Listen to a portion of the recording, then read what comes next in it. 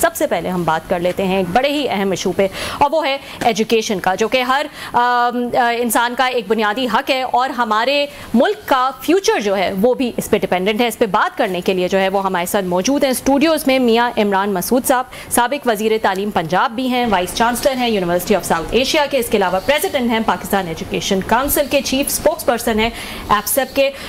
क्योंकि इनका इतना वास्ट एक्सपीरियंस है, आज हमारे साथ स्टूडियोज़ में मौजूद हैं। अस्सलाम वालेकुम इमरान साहब and thank you so much for thank you so much. या इमरान साहब, सबसे पहले ये बताएगा, ये बजट में हम और बातें तो बहुत सारी करते हैं, चाहे वो टैक्स के हवाले से हो या और दूसरे शोबों के हवाले से हो, बहुत शोर भी मचता है, लेकिन एजुकेशन जो है उस पर कोई खातिर खा डिस्कशन या बातचीत जो है वो मुझे इतनी नज़र नहीं आती है। पंजाब, सिंध और केपी ने अपना बजट जो है वो अनाउंस कर दिया है एजुकेशन का, उसको आप किस तरह से देख रहे हैं? देखिए, मेरे नज़दीक तो सबसे ज़्यादा कामयाब हुकूमत वो है जो एजुकेशन पे फोकस करे, और वैसे भी ये बेसिक राइट है पाकिस्तानी चाइल्ड का। आर्टिकल 25 कॉन्स्टिट्यूशन का कहता है फ्री एंड कंपल्सरी एजुकेशन, ये लाजम है सूबों पे। अब देखना ये है कि वफाक अपने GDP में कितना शेयर रखता है। तो कई हुकूमतें गुजरी हैं, कई हुकूमतों का हम हिस्सा भी रहे हैं, लेकिन 2.2% से आज तक कोई ऊपर बढ़ा नहीं है, which is very sad, very alarming. और प्राइम मिनिस्टर ऑफ पाकिस्तान ने कहा कि हम एमरजेंसी लगाएंगे एजुकेशन में, लेकिन वो एमरजेंसी लगी कोई नहीं, ना हमें नज़र आया।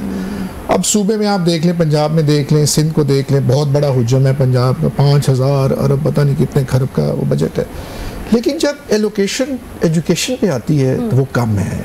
देखिए ना, ये इसकी बड़ी सब्सटैंशियल एलोकेशन होनी चाहिए थी कि जिस कौम को हमने तैयार करना है, इकोनॉमी की हम बात करते हैं, एंटरप्रेन्योर्स हमने बनाने हैं, तो स्कूल, कॉलेजेस, यूनिवर्सिटी, ये एक मूवमेंट है जो स्कूलों से लेके बच्चा यूनिवर्सिटी तक जाता है, उसको क्या क्या ऑब्स्टिकल्स आते हैं, उसके फ़ी का स्ट्रक्चर है, उसकी एक्सेस का प्रॉब्लम है। और हमारे यहाँ पाकिस्तान में तो हमारी एक्सेस टू हायर एजुकेशन सिर्फ 8% है। इस रीजन में हम सबसे पीछे हैं, श्रीलंका आगे है, बांग्लादेश आगे है, इंडिया आगे है, जिस मर्जी मुल्क को आप उठा लें वो आगे है। तो मेरी तो हमेशा यही ख्वाहिश रही है कि वो हुकूमत हमेशा अच्छी है जो एजुकेशन पे फोकस करे। अब पंजाब का ये हाल है कि हमारे यहाँ बहुत ज़्यादा स्कूल हैं, 63,000 स्कूल है। एक ज़माने में मैं उसको हेड करता था, जो दूसरी हुकूमतें आई उन्होंने 10,000 स्कूल शट डाउन कर दिया, आउटसोर्स कर दिया कि हमसे तो नहीं भाई ये चलते। अब भी वो हुकूमत ये कह रही है कि अब हमसे स्कूल भी ले लें, हमारी बिल्डिंग्स ले लें, हमारे से ज़मीन ले लें, यूनिवर्सिटी उस पर बना लें और जॉइंट शेयरिंग पे आ जाए, क्योंकि हुकूमत के पास पैसा कोई नहीं है इस हुकूमत के पास।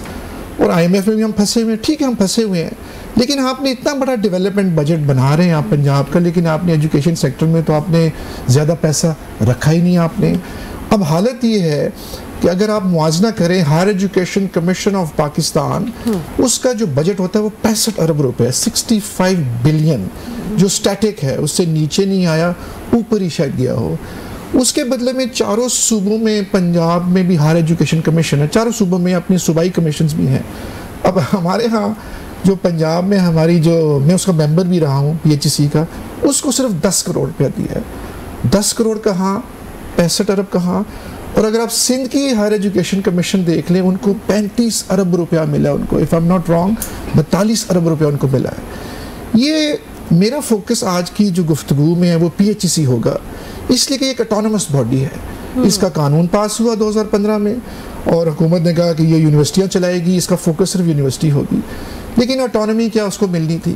सारी फाइलें तो HED के ज़रिए राउट होती हैं, हालांकि इसकी कंट्रोलिंग अथॉरिटी चीफ मिनिस्टर होता है। और तो पंजाब हायर एजुकेशन कमीशन, जिसका मैंडेट है कि उसने एक ऑब्जेक्टिव पर्सपेक्टिव में उसने परफॉर्मेंस बेस पे पैसा देना यूनिवर्सिटी को, लेकिन उसके पास तो पैसा ही नहीं है। और हायर एजुकेशन डिपार्टमेंट जो है HED, जो कि सरकारी डिपार्टमेंट है, अब उसको ये चाहिए कि आपके 800 कॉलेजेस हैं आपके पंजाब में, 9 आपके तालीमी बोर्ड्स हैं, तकरीबन 100 के करीब हमारी यूनिवर्सिटी है, जिसमें से 50 या 60 सरकारी यूनिवर्सिटीज़ हैं। इसके डिफरेंट डिपार्टमेंट्स जिसके अंडर यूनिवर्सिटीज़, एजुकेशन डिपार्टमेंट की भी अंडर होती है, एग्रीकल्चर यूनिवर्सिटी एग्रीकल्चर के अंडर है, उसके बाद वेटनरी यूनिवर्सिटी है, बेशुमार डिपार्टमेंट्स जिनके अंडर यूनिवर्सिटीज़ हैं। लेकिन जब बात आती है पैसे देने की और मिसिंग फैसिलिटीज़ की बात आती है, आज भी हमारा इंफ्रास्ट्रक्चर जो है वो कमज़ोर है। पैसा कहाँ जा रहा है? अंडरपास पे जा रहा है, ओवरहेड ब्रिज पे जा रहा है, सड़कों पे जा रहा है, जो चीज़ नज़र आती है टेंजिबल जो है। तो एजुकेशन एक ऐसा सेक्टर है जो टेंजिबल नहीं है, नज़र नहीं आता। ये एक लॉन्ग प्रोसेस है, इसका रिजल्ट आपको देर के बाद मिलता है। तो क्या ये अच्छा होता कि ये बजट जो है वो ज़्यादा मुख्तस होता तालीमी अपना सेक्टर में, स्कूलों को भी पैसा जाता और यूनिवर्सिटीज़ में भी जाता पैसा और कॉलेजेस में भी जाता। अब कॉलेजेस जो है वो फीडर हैं जो कि फीड करती हैं यूनिवर्सिटीज़ को, और कॉलेजेस में बच्चा स्कूलों से आता है, नीचे से आता है। तो पाकिस्तान का तो हाईएस्ट ड्रॉप आउट है दुनिया में, और मेरे ज़माने में भी चैलेंज था, इनरोलमेंट कम हो रही है, गर्ल्स पार्टिसिपेशन कम है, बच्चियों को वो लोग पुल आउट कर लेते हैं, ख़ासतौर पे सदर्न पंजाब से, वहाँ पे सोशो रिलीजियस कल्चरल इश्यूज है। तो हमने इनको इंसेंटिव दिया अपने ज़माने में, हमने कहा चलें फ्री एजुकेशन कर देते हैं आपके लिए, फ्री किताबें भी आपको दे देते हैं, यूनिफॉर्म भी दे देते हैं, स्टाइपेंड भी दे देते हैं बच्चियों को। हमने उनको पॉकेट मनी दिया, जिससे हमारे ज़माने में इनरोलमेंट बढ़ गया, 2.2 मिलियन जो है बच्चे ज़्यादा आ गए। शरह ख्वानगी 5 सालों में 42% से 62 पे पहुंच गया, अब शरह ख्वानगी नीचे आ गया है, तकरीबन 60 के करीब है। तो ये कमिटमेंट है जो कि लीडरशिप पे डिपेंड करता है कि सूबाई लीडरशिप कैसी लीडरशिप है, या कौमी जो लीडरशिप है वो क्या है, उनका फोकस क्या है, उनका अपना पाथ क्या है, रोड मैप क्या है। तो मुझे तालीम की तरफ तो मुझे नज़र नहीं आ रहा है, इनका बिल्कुल कोई फोकस नहीं है। तो लिहाजा ज़्यादातर इनका जो फोकस है वो डेवलपमेंट में है, सड़कें हैं, फिर उन्होंने MNAs को पैसे दिए, MPAs को पैसे ये दे रहे हैं। तो एज सच कोई ग्रैंड प्लान नहीं है जो हमें नज़र आ रहा है। हाँ, इनिशिएटिव सारे चीफ मिनिस्टर के हैं। चीफ मिनिस्टर स्कॉलरशिप प्रोग्राम, उन्होंने 30,000 स्कॉलरशिप दिया बच्चियों को, बड़ा अच्छा है, पब्लिक प्राइवेट दोनों को दिया, यूनिवर्सिटीज़ में दिया, उस पर तकरीबन अरबों रुपया उन्होंने लगा दिया, और वो एक चीफ मिनिस्टर के नाम से है। तो हर स्कीम जो हमारे सूबा पंजाब में शुरू हो रही है वो चीफ मिनिस्टर इनिशिएटिव है।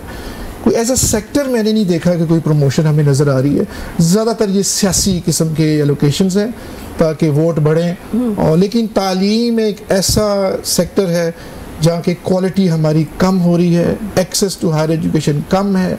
अब क्वालिटी भी चैलेंज है, एक्सेस भी चैलेंज है, इंफ्रास्ट्रक्चर भी बहुत बड़ा चैलेंज है।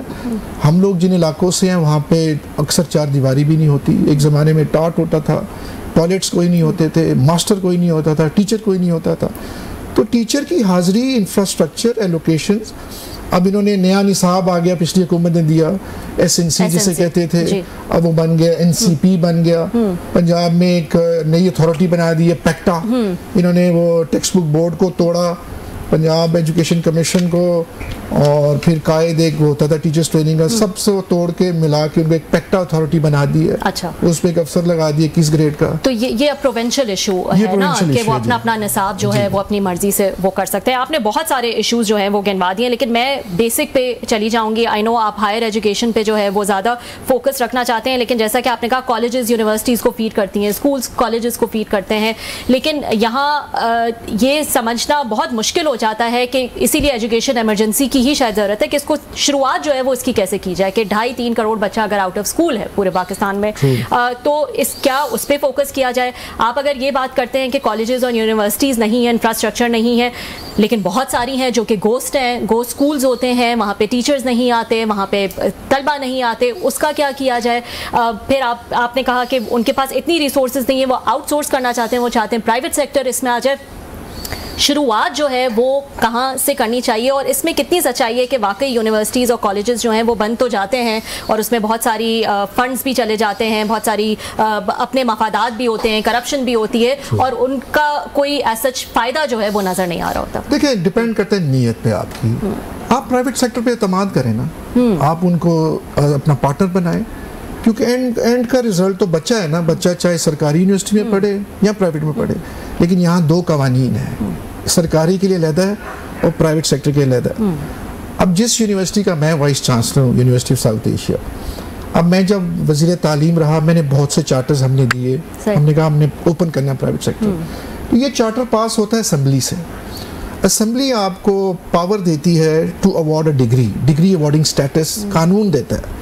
कानून ये भी कहता है कि आप ऑटोनमस हैं, आप अपने फैसले खुद करें, लेकिन कोई ऑटोनमी नहीं पाकिस्तान में किसी भी इदारे में, चाहे वो सरकारी यूनिवर्सिटी हो चाहे वो private university, there is no autonomy. हम खुद से फैसला नहीं कर सकते। हमारे पास पैसा भी है, इंफ्रास्ट्रक्चर भी है, विल भी है, पावर भी है, डिज़ायर भी है, लेकिन हमारे हाथ बंद हैं, हमें ये नहीं चलने देते प्राइवेट सेक्टर को।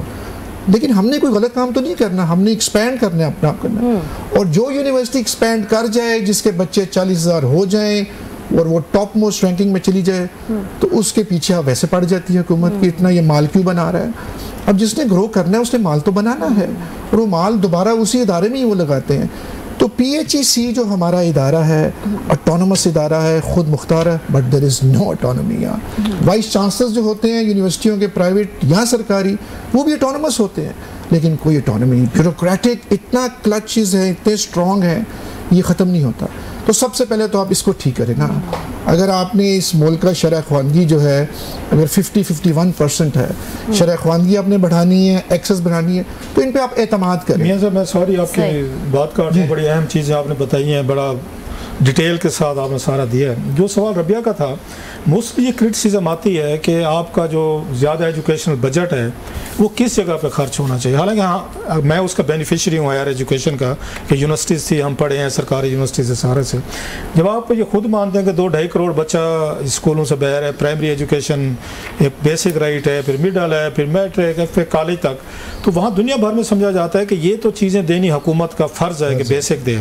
नेक्स्ट अगर मेरे जैसा आप जैसा कोई भी हायर एजुकेशन लेना चाहे तो वो फिर अपने फंड से अपने खर्चे से उन्हीं चीज़ों पे जाए। आप इस फिलासफी पे बिलीव रखते हैं कि ज़्यादा पैसा जो है ड्रॉप आउट्स पे, आपको स्टार्ट की एजुकेशन पे जाना चाहिए, या आपका ख्याल है ये यूनिवर्सिटीज़ पे उन चीज़ों पे पैसा जाना चाहिए? एक प्राइवेट सेक्टर आप लोग हैं, आप कैटर कर सकते हैं उनकी बहुत सारी रिक्वायरमेंट, लेकिन बहुत सारे बच्चे ऐसे भी हैं, बस वन ऑफ दो जो नहीं अफोर्ड कर सकते उनको प्राइवेट सेक्टर को, तो उसके लिए भी ज़रूरी है। सो हाउ वुड यू मतलब स्ट्राइक ए बैलेंस कि आपका बजट जो है मेन कहाँ पर जाना चाहिए? बेसिक एजुकेशन पर जाना चाहिए या हायर पे जाना चाहिए? मेरे नज़दीक मेरा तजुर्बा भी यही है। माई एक्सपीरियंस सेज कि आपने बेसिक एजुकेशन में पैसा लगाना है, बहुत बड़ा वाइड स्प्रेड है नीचे। 63,000 स्कूल है, 12.8 मिलियन स्टूडेंट है, करोड़ों में ये स्टूडेंट है। ये जब ऊपर जाता है 8वीं में ड्रॉप आउट हो जाता है, 10वीं में जाता है ड्रॉप आउट, 12वीं में जाता है ड्रॉप आउट। ये पिरामिड इस तरह बनता है, ट्रायंगल बनता है, उल्टा पिरामिड बनता है। तो जब आप जाते हैं यूनिवर्सिटी सेक्टर में टोटल ड्रॉप आउट हो जाते हैं। लेकिन यूनिवर्सिटी जो एजुकेशन है वो लग्जरी है, बेसिक राइट जो है, बेसिक आपकी ना एजुकेशन जो है, तो इसलिए फ्री किया उसको। 12वीं तक फ्री किया, 12वीं तक मुफ्त किताब दी, 12वीं तक हमने स्टाइपेंड दिया बच्चियों को, 12वीं तक हमने इंफ्रास्ट्रक्चर को ठीक किया। पैसे नहीं थे हमारे पास, वर्ल्ड बैंक हमारे रेस्क्यू को आया था, एक मैचिंग ग्रांट हमने रखी थी, जितने पैसे वो डालें उतने हम डालेंगे। लेकिन उस वक्त भी प्रॉब्लम थी पैसा, आज भी पैसा प्रॉब्लम है। मैं सारी बात काट रहा हूँ पैसे की, आपने बार बार बात की जिसकी ज़रूरत भी है। आप खुद कह रहे हैं कि 16 करोड़ रुपया मरियम नवाज साहिबा ने रखा है इसके लिए, PHC के लिए जो हायर का है। और सिंध जिसके बारे में ज़्यादा क्रिटिसिज्म आता है, तनकीद आती है कि सिंध वाले मतलब लुट गए, खा गए, गवर्नेंस नहीं है, ब्यूरोक्रेट्स, पॉलिटिशियन सब पे, पीपल्स पार्टी पे, वो 35 या 42 अरब रख रहे हैं। ये प्रायोरिटी क्यों? कि उनके पास 42 अरब सिंध के पास है हायर एजुकेशन के लिए, ये पैसा मरियम नवाज साहिबा ने क्यों नहीं रखा? पैसा तो है, उन्होंने टैक्स फ्री बजट दिया है। यही तो प्रॉब्लम है कि आपका फोकस क्या है, आपका विजन क्या है, आप सूबे को किस तरह आगे लेके जाना चाहते हैं। हमारे ज़माने में विजन ये था कि हमने पढ़ा लिखा पंजाब का नारा लगाया था, इस कौम को पढ़ाना है, इन बच्चों को जो है स्कूलों में हमने डालना है, ड्रॉप आउट कम करना है, आउट ऑफ स्कूल कम करना है। तो अब सिंध में है 42 अरब रुपया Sindh higher education commission, school side अब ये लेता है, मैं समझ गया सर। तो लिहाजा उनकी डायरेक्शन ठीक है। यहाँ पर डायरेक्शन जो है वो सियासी है, ऊपर जो है वहाँ पे नहीं। आप समझते मरियम साहिबा को मशवरे देने वाले लोग ठीक नहीं? कि हो सकता है कि मरियम नवाज साहिबा क्योंकि नई वो चीफ मिनिस्टर है, वहाँ पे मुराद अली शाह साहब तीसरी दफ़ा मेरा ख्याल है हाँ जी बन रहे हैं, चौथी दफ़ा। सो आपका ख्याल है मरियम साहिबा को इस पर ब्रीफ नहीं किया गया, उन्होंने इंटरेस्ट खुद से शो नहीं की, या ब्यूरोक्रेसी ने बैठ के उन्होंने मतलब खाता पूर कर लिया, चलो 16 करोड़ रुपया, ये तो ऊँट के मुँह में मजीरा भी नहीं बनता सर। पंजाब इतना बड़ा सूबा, इतनी बड़ी। ठीक है, देखिए मरियम तो बड़ी लकी है, उनके वालिद साहब प्राइम मिनिस्टर रहे हैं, उनके चाचा जो हैं वो चीफ मिनिस्टर भी रहे हैं, प्राइम मिनिस्टर भी रहे हैं, उनको कोई इशू नहीं है। ये बड़ा ज़बरदस्त कॉम्बिनेशन है, ये चीफ मिनिस्टर भी खुद हैं और प्राइम मिनिस्टर भी वो खुद हैं। नियत नहीं है इनके पास तो कोई आई थिंक कि अपना ठीक है, वो she is working very hard, कोशिश वो कर रही हैं। और लेकिन जो मैं चाहता हूँ, जो मैंने देखा था, एक होता है सेक्टोरल रिफॉर्म। एक सेक्टोरल रिफॉर्म से मतलब कि आप पूरे सेक्टर को आप रिफॉर्म करते हो, आप डंग टू पाव पॉलिसी आप नहीं रखते हो। उसके लिए आपको अपनी अयाशियाँ कम करनी पड़ेंगी, अपने अखराजात कम करने पड़ेंगे, आपको पैसा राइट डायरेक्शन में हेल्थ में लगाएं। अखराजात तो बढ़ते जा रहे हैं, बल्कि आप अभी जब बात कह रहे तो मेरे जहन में आ रहा था आज, बल्कि वो फाइनेंस कमेटी में भी ये बात हो रही थी, उधर में गया था मैं, उन्होंने कहा कि हमारे ऊपर आवाम की तनकीद आती है कि वजीरों की तनख्वाहें बढ़ानी हो तो ओवरनाइट बढ़ जाती हैं 600 गुना, बड़ी है ना जी, स्पीकर एमएनएज एमपीज की बढ़ानी हो, स्पीकर या चेयरमैन की बढ़नी हो, वो तो कहते हैं देर ही नहीं लगती। या उन्होंने 500 बिलियन रुपीज़ डेवलपमेंट का फंड रखा जो पिछले साल शायद खकाना भाई साहब ने कहा कि 30% जो है उसमें कमीशन खा जाता है, मतलब 150 बिलियन रुपीज़ कमीशन में चला जाता है। तो वो तो सारा पैसा है, प्रायोरिटीज हैं, but there is no money for the higher education. There is no money, money is only for MNA. मतलब 16 करोड़ रुपया इससे ठेके देने होते हैं ना, क्योंकि हमने नंबर पूरा रखना है ना पार्लियामेंट में अपना। तो प्रायोरिटी वो है, प्रायोरिटी एजुकेशन या हेल्थ सेक्टर नहीं है, या basic right of a citizen. मजे की बात है सर, मैं अभी हमने देखा कि वो पंजाब हुकूमत ने, मरियम साहिबा ने क्लेम किया कि हमने ई टेंडरिंग शुरू की है, जिसके बाद एमपी नाराज हैं। कुछ 1.25 अरब जो है बच्चा है। पहले तो आपको जब टेंडरिंग होती थी तो ठेकेदार आ रहे हैं, एमपीज एमएनए वजीर जा रहे हैं, अपने ठेका लेके कमीशन वगैरह लेते थे। तो उन्होंने ई टेंडरिंग शुरू की है, जिससे कुछ 1.25 अरब रुपया बच्चा है पंजाब हुकूमत को, डायरेक्ट जो मतलब कमीशन में जाता था।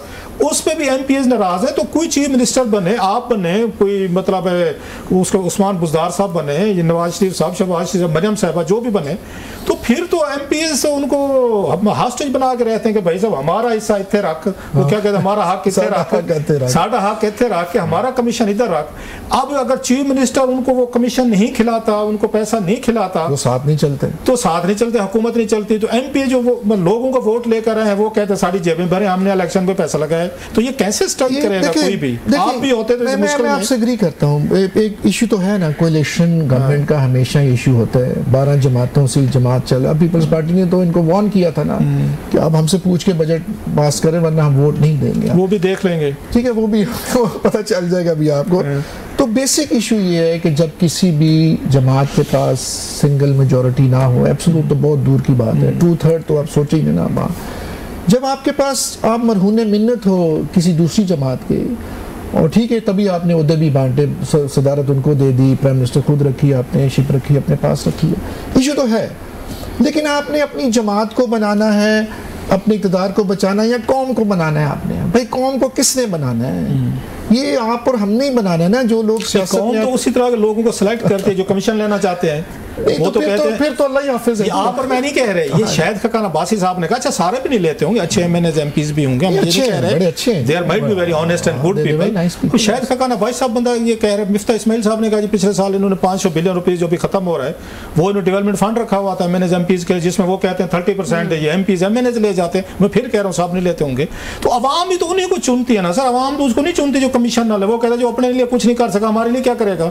तो फिर तो ये सिस्टम चलता रहेगा सर। बस ये सिस्टम को बदलना पड़ेगा ना जी। ये तालीम याफ्ता लोग आगे तो बदलना था, इन्होंने था, अवाम तो नहीं बदलने को, मतलब वोट देने को तैयार ही नहीं होगा। ये तो अब आपको नेक्स्ट इलेक्शन में पता चलेगा ना अब आपको, क्योंकि अब अवेयरनेस बहुत आ गई है अब ज़्यादा।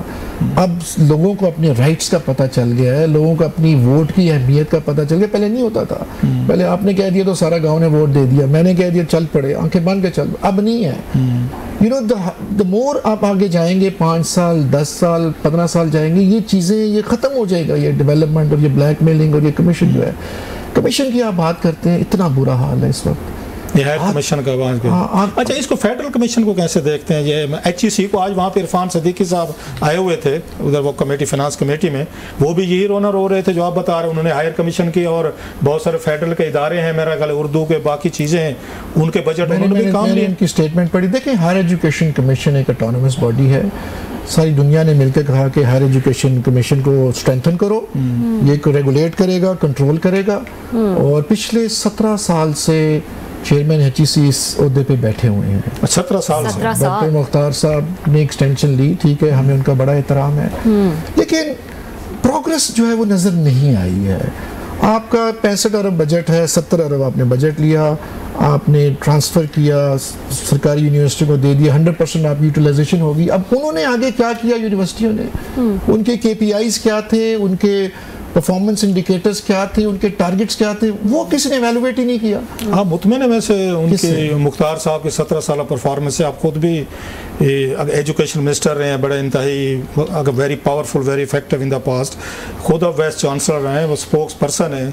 Are you satisfied with? No, I am not satisfied. मैं अगर एज अ पॉलिसी मेकर बात कर रहा हूँ, मेरा तजुर्बा भी है और मैं ऑटोनॉमी में बिलीव करता हूँ।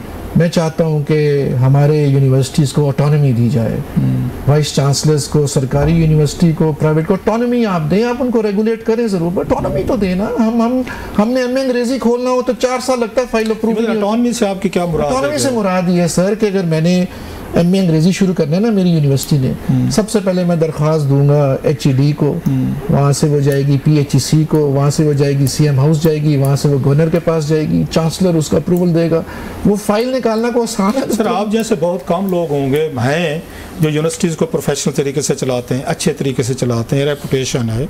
हमारे अपने चौधरी अब्दुर्रहमान साहब हो गए और बहुत सारे हैं, मियाँ आमिर महमूद साहब हैं, लंबी लिस्ट है जिन्होंने बड़े अच्छे तरीके से चलाते हैं, वेरी फेयर।